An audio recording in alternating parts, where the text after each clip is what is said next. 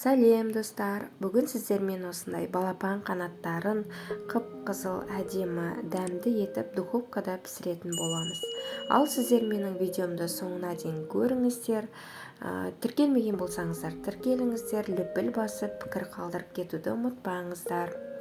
Біз балапанның қанаттарын алып, алдыменен ең шетіндегі кішкентай сүйек бөлігін кесіп алып тастаймыз да, қалған бөлігін екіге бөліп аламыз. Негізі бөлмеуге де болады, өз қалауларыңызша.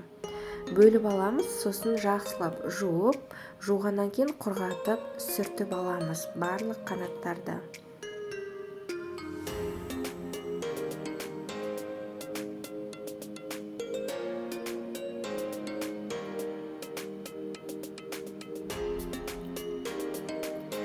Бәрін сүртіп алғаннан кейін мен үйдегі бар дәмдеуіштермен маринадын жасадым. Тұз, бұрыш, сосын менде магазинде сататын кәдімгі дәмдеуіштің қалдығы болған. Соны қостым, майонез, кетчуп. Осылармен мен маринадын жасап жарым сағатқа қойып қойдым. Егер сіздер мынау дүкендікін қосқыларыңыз келмесе, сіздерге тұз, бұрыш, одан кейін соевый соус, чеснок, паприка қосып маринадтап қойсаңыздар да болады.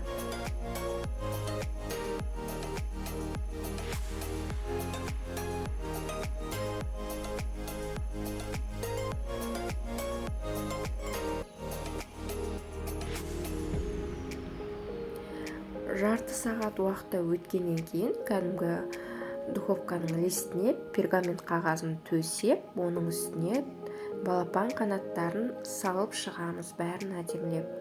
Менде әсел печкасы, мен ол печкада 200 градуста 40 минутта дайын болды. Негізі өте осылай тез дайын болады және дәмді.